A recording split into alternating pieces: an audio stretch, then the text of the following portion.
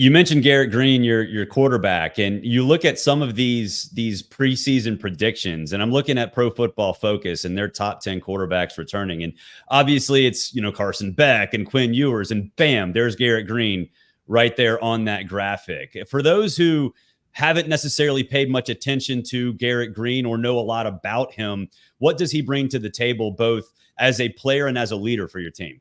Well, he's a dynamic playmaker on the field. He's really fast. In our most recent practice, he had over 21 and then had a 70-plus run. So he's really explosive. He's got all the arm talent. He can make all the throws the deep ball extremely well.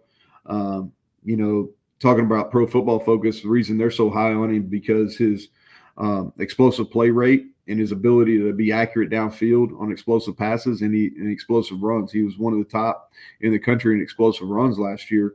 And he is the leader of our football team. He's got a great personality.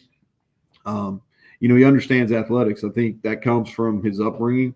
His dad's the bullpen coach for the Milwaukee Brewers. So he grew up in a family. That's awesome. Yeah. He grew up in a family of understand his grandfather was involved in baseball, was a junior college baseball coach for a long time and involved in baseball. So he comes from an athletic family that really understands, and they were patient.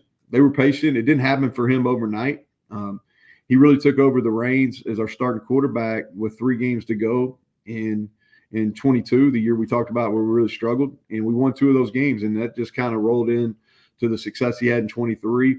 And we've got sky-high expectations for him. There's